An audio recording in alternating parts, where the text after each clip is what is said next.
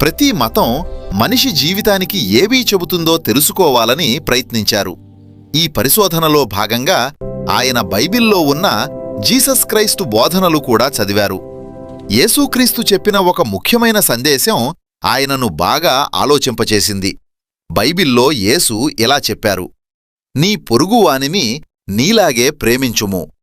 ఈ బోధనలో ప్రేమ, కరుణ, సేవ అనే విలువలు ఉన్నాయని అంబేద్కర్ గారు గుర్తించారు. అయితే ఆయన ఒక ముఖ్యమైన ఆలోచన కూడా చెప్పారు. అది ఏమిటంటే, ఒక మతం పుస్తకాల్లో చెప్పిన బోధనలు మాత్రమే సరిపోవు. ఆ బోధనలు నిజంగా సమాజంలో అమలవుతున్నాయా లేదా అన్నదే ముఖ్యమని ఆయన చెప్పారు. అంబేద్కర్ గారి దృష్టిలో ప్రతి మనిషికి గౌరవం, సమానత్వం, న్యాయం ఉండాలి.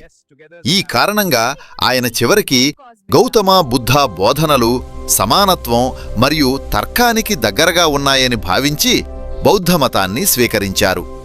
కాని ఆయన చెప్పినమో ఒక గొప్ప సత్యం ఏమిటంటే, ప్రపంచంలోని ఏ మతమైనా మనిషిని ప్రేమించమని, సేవ చెయ్యమని, సమానంగా చూడమని నేర్పితే ఆ మతం సమాజానికి మేలు చేస్తుంది.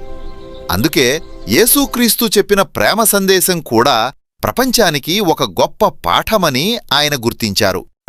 చివరగా అంబేద్కర్ గారు చెప్పిన సందేశం ఇదే: నిజమైన మతం అనేది మనిషికి గౌరవం, సమానత్వం, న్యాయం ఇవ్వాలి. ఈ వీడియోని పూర్తిగా చూసిన మీ అందరికీ యేసుక్రీస్తు వారి శుభనామమున వందనాలు.